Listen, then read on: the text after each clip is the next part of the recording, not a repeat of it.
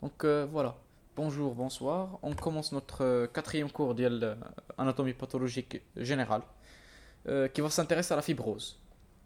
Donc, la fibrose c'est une pathologie. Bon, pathologie on dit, mais c'est une atteinte très fréquente au niveau des individus parce que c'est une conséquence d'un déséquilibre au niveau du corps humain. Surtout, on va voir les mécanismes. Donc c'est pour cela une compréhension le mode d'action de la fibrose est très très important afin d'être capable de plus facilement agir efficacement contre cette atteinte. Donc la fibrose, pour résumer, comme vous entendez dans le mot fibrose, ça veut dire un état où le corps il commence à déposer une quantité anormale de fibrine au niveau des tissus.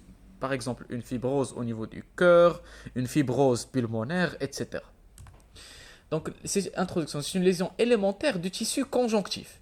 Donc, c'est le tissu conjonctif qui souffre de la fibrose, où il y a une augmentation de quantité des constitutions fibrillaires. Toutes les fibrilles, les substances filaires de la matrice extracellulaire dans un tissu ou un organe, elles augmentent. Donc, le terme sclérose, c'est l'aspect macroscopique qu'on voit, qu'on va voir. Ça désigne que la fibrose, qu'on remarque, ce sont ces dépôts blanchâtres durs. C'est pour cela on peut aussi le terme qu'on peut aussi utiliser c'est la sclérose. Il peut intéresser soit uniquement les fibres de réticuline, soit les fibres de collagène, ou bien les fibres élastiques, كاملين à la fois. Mais souvent ils peuvent être associés. Donc soit واحدة منهم ou bien كاملين. Donc puisqu'on entend le terme le fibrose, c'est un durcissement autrement dit, ça peut induire immédiatement une perte de fonction de l'organe. Par exemple, si on a une fibrose pulmonaire, vous connaissez très bien qu'on aura une diminution des volumes. Donc on perd une fraction de la fonction de l'organe. Donc il existe deux types. La forme mutilante, elle est irréversible et elle induit le bouleversement, un changement de l'architecture de l'organe. Et en particulier, la distribution vasculaire. Donc l'organe, il commence à souffrir. Il ne peut plus vivre et il devient anormal. Et nous avons une forme systématisée. C'est une forme simple, c'est un épaississement simple de la trame conjonctive normale de l'organe. Elle est capable de régresser normalement et même disparaître. Donc on distingue les deux types. Elle respecte la distribution vasculaire.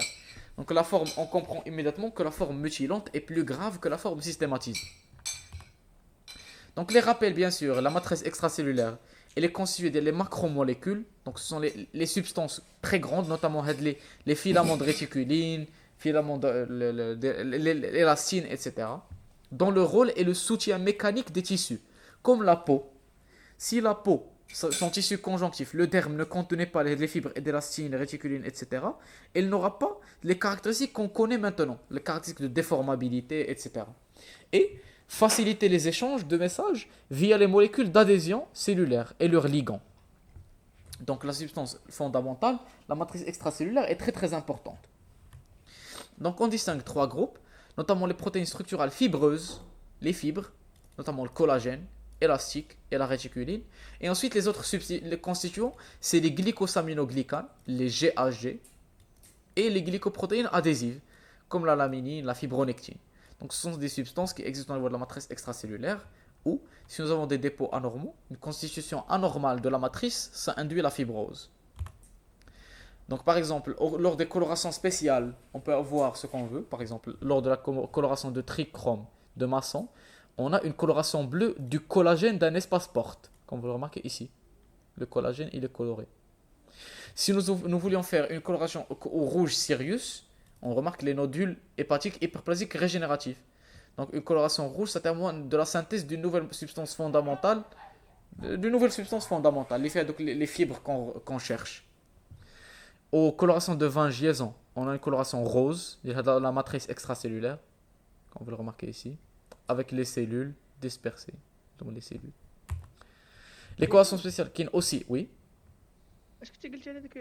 سمعت قلتي حاجه كتكتبوا مع الدار ديال الميتيليك ولا مع التيماتيك. Donc il y a deux types de fibrose, la forme mutilante qui va altérer l'organe. Donc c'est une forme irréversible et qui cause une souffrance de l'organe et du tissu. Alors que la forme systématisée, donc bien sûr la forme mutilante, qui est un bouleversement, un changement de l'architecture. Par exemple, si nous avons une fibrose de la thyroïde, tu ne reconnaîtras plus la structure de la thyroïde. elle devient anormale. Et en particulier, même la distribution vasculaire, elle est arrêtée, elle est changée. Donc l'organe, il commence à souffrir. Et nous avons une forme systématisée, c'est la forme générale, où il y a simplement un épaississement de la substance de la conjonctive, et rien d'autre. Elle peut regresser et elle est réversible. Alors que la forme mutilante, elle est grave et elle est irréversible. Donc, la forme فوالا. systématisée, elle respecte l'architecture et la vascularisation. فوالا. Ensuite, on a d'autres colorations pour distinguer les constituants de la substance extra-fondamentale. بحال la coloration de Gomori, اللي كدير لنا les fibres élastiques. Donc voilà, d'une artère temporale, les fibres élastiques, comme vous le remarquez. La limitante élastique interne, la limitante élastique externe. La coloration de Weigert des fibres élastiques d'une artère temporale. Donc la coloration de Weigert, elle se colore en noir, comme vous le remarquez ici, fibre élastine. La partie musculaire, la limitante élastique externe, en noir. La coloration à l'orcéine, en marron, pour nous donner les fibres, les substances fibreuses de la matrice extracellulaire. La coloration de Fuchsin, c'est-à-dire les fibres élastiques en violet. La coloration français des pathologistes, c'est un copat qui a une coloration. Collège, désolé. Le réticuline, les fibres de réticuline en noir, par exemple, si on utilise la réticuline. Voilà.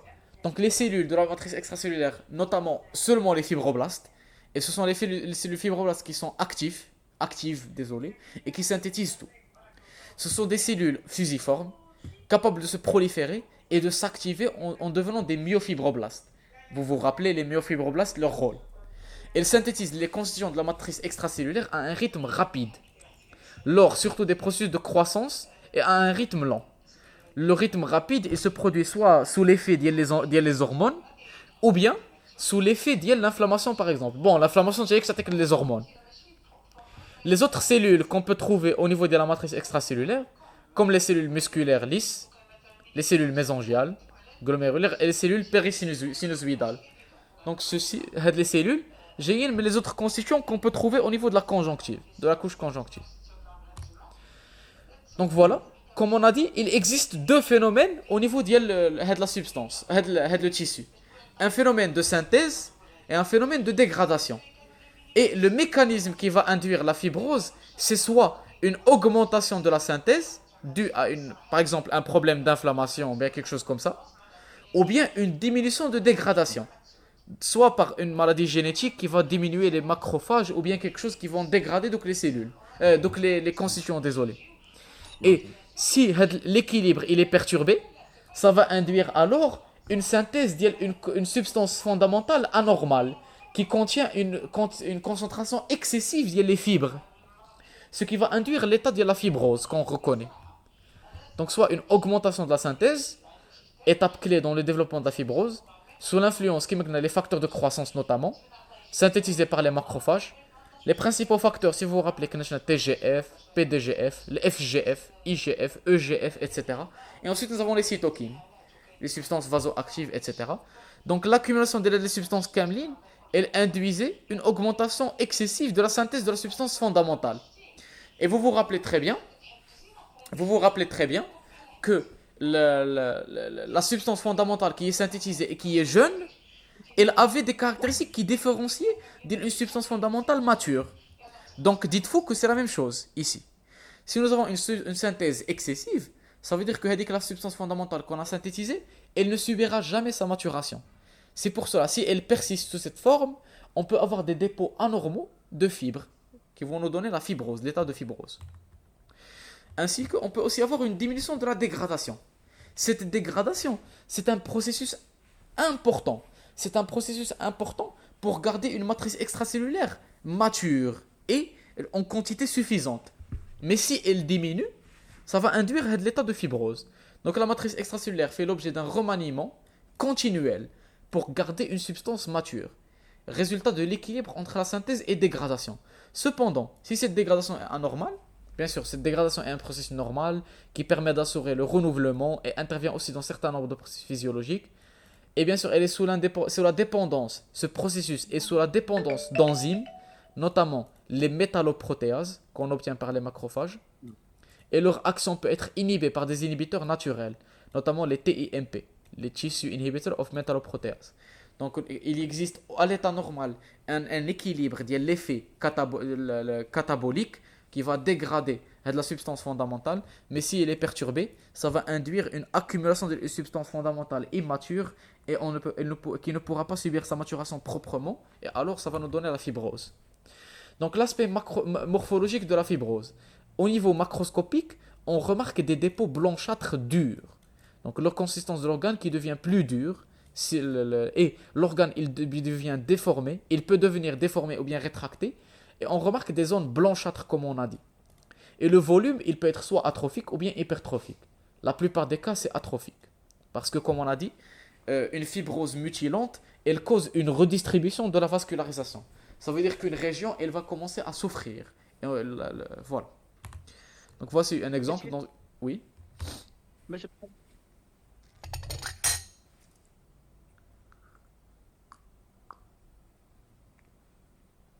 غادي صغار الفوليوم ديال الاورغان Hmm.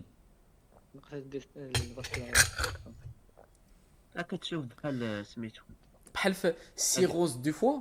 لا سيروز دو فوا لو فوا يقدر يكبر ولا يصغر بجوجهم. سي لي كاركتيرستيك ديال السيروز دو فوا. واحد اللعيبه يمكن ماشي. شفنا ان الكونسيستونس ديال الاورغان ديال الفو اون كا دو فيبروز كيولي فيرم ماشي ديور بون عرفتي عليها كونسيستونس دور نودولير اتسيتيرا داكشي كنا شفنا في السيميولوجي. المهم برو ما نمشيوش في لي ديتاي. ما مسولنيش عليها في الاناتومي باثولوجيك ما غنمشيش في الديتاي. دونك فوار سي ان اكزومبل. نعم لي ديبو بلونشاتر اللي كبار اللي كنا شفناهم في اون افي ديجا في في الكور ديال البروفيسور بناني. ان كور كي افي لا فيبروز كنا كنلقاو دوك دي ديبو بلونشاتر دي لينيي بلونشاتر سي تو ترابيل. راه هذيك كانت هذه سيتي سا لا فيبروز. Et qui peut se produire partout, dû à l'inflammation majoritairement. Par exemple, voici une cicatrice hypertrophique. Donc ça montre l'aspect fibreux de la peau, parce que la substance fondamentale synthétisée, elle est immature. Donc elle n'est pas élastique. Sténose de la dernière anse iléale, comme on le remarque, elle est fermée ici, à ce niveau-là. Voilà. Par une maladie de Crohn. La maladie de Crohn, c'est une maladie auto-immune qui cause l'inflammation, encore une fois. Donc l'inflammation chronique, elle peut aussi induire la fibrose, désolé. Microscopiquement, il dépend bien sûr selon l'ancienneté, selon la composition biochimique et la topographique. Mais en général, ce sont des dépôts rosés, la coloration standard, acellulaire.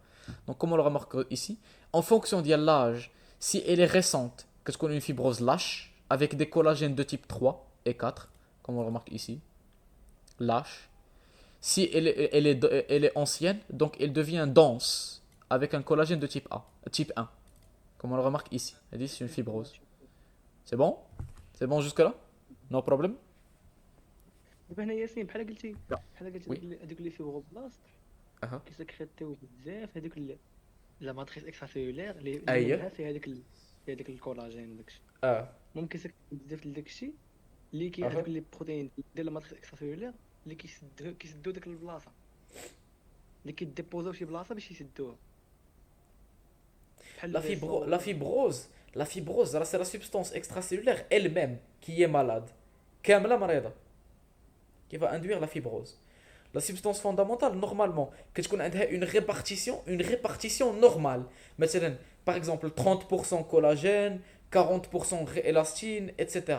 Mais si nous avons une synthèse excessive, donc le fibroblast, il nous donne une substance extracellulaire, elle ne subit pas de sélection, elle ne subit pas de dégradation, elle ne subit pas de maturation.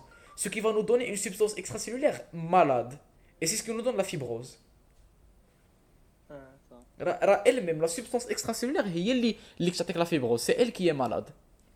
Bien sûr, elle dépend de l'âge. Si elle est jeune, qu'elle est riche en fibroblastes, myofibroblastes, et collagène type 3. Si elle est ancienne, elle est dense avec collagène 1. La composition biochimique, oui. لا صافي مزيان Ça. Donc la composition biochimique, elle dépend de la région. Si elle se trouve au niveau du derme, au niveau de l'épiderme, elle sera riche en collagène. Si elle se trouve au niveau du derme ou bien poumon, elle sera riche en élastique. Si elle se trouve à l'intérieur, la moelle ou bien d'autres syndromes myéloprolifératifs, ça va nous donner riche en fibres de réticuline. Donc la composition biochimique, elle aussi, elle varie en fonction de la zone où il y a l'atteinte. Comme on le remarque ici, c'est une fibrose épidermique. Comme on le remarque ici, elle sera riche en collagène. Et celle en dermique, elle sera riche en fibres élastines, etc. La topographie, comme on a dit, elle dépend de la forme. Est-ce qu'elle a la forme systématisée? La forme systématisée, c'est un simple épaississement de la substance fondamentale. Elle devient plus épaisse. Si elle est mutilante, elle va induire un dispersion, voilà. Elle va modifier la topographie de l'organe. ماشي exemple هنا هنا كيقول fibrose pulmonaire systématisée. Mais mutilante, la topographie, elle ne va plus rester la même. Bien sûr qu'il y a une fibrose au cours des réactions inflammatoires. Comme on a dit, c'est le même principe. Là, c'est l'activité de la matrice extracellulaire, elle est très, très excessive. Et ce qui va induire un dépôt, une synthèse d'une substance fondamentale immature, anormale, ce qui va induire la fibrose. Ensuite, nous avons d'autres causes, par des fibroses non inflammatoires ou dystrophiques, qui s'établissent sur le long terme et qui ne s'accompagnent pas de l'inflammation. Elles impliquent des facteurs de croissance, comme on a dit, et des cellules. Les macrophages, comme dans la réaction inflammatoire chronique. Les causes, elles peuvent être soit vasculaires, cardiopathie, etc. Ou bien métaboliques, comme le diabète, l'hémochromatose, dysfonction thyroïde. Alhamdoulilah. Je dis comment ça s'appelle. Donc c'est le même principe. Ici, au niveau de l'inflammation, on avait, accompagné de l'inflammation, la synthèse les hormones de croissance, etc.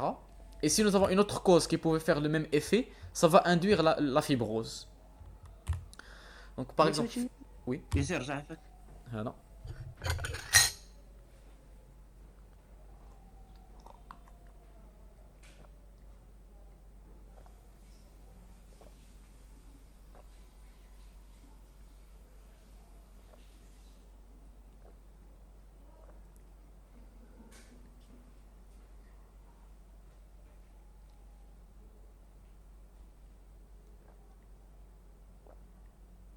ياسين نسولك Oui. دابا في هاد فيبروز نو انفلاماتور ملي قال لك هي قال لك كتكون في يمكن لها تكون في ما يمكن زعما كتكون في ما كتكونش في الانفلاماسيون وقال لك il implique dans les facteurs de croissance et les cellules les macrophages comme dans les réactions inflammatoires chroniques زعما لاسبي ديالها بحال لا رياكسيون انفلاماتور كرونيك Oui. ديك Oui. ديك الانفيلترا ديال لي لوكوسيت وداك الشيء اللي كيتجمعوا تما بحال هكا. Oui, on va trouver à peu près la même chose, mais on va pas trouver par exemple le syndrome cardinal complet. On trouvera seulement l'œdème. On trouvera pas la douleur, chaleur, autres. On trouvera seulement l'œdème fédique la zone, par infiltration et autres. Oui. هاد الفيبروز اللي نوع انفلاماتوري هي نفس اللعيبه هي جايه من ديزيكيليبر ما بين السيبريسيون والديغراداسيون ديال الماتريس. C'est ce que j'ai dit. Si nous avons un autre mécanisme qui peut perturber l'équilibre, par l'inflammation, il va causer la même conséquence. Par exemple, une cardiopathie ischémique chronique ou une insuffisance rénale, l'insuffisance rénale parfois elle permet la circulation du sang. Et si le sang il ne circule pas bien, donc les hormones peuvent ne pas être dégradées. Donc les hormones ils persistent au niveau du corps, ce qui va causer une synthèse excessive, blablabla, comme Arfin. Ainsi, une autre cause c'est le cancer.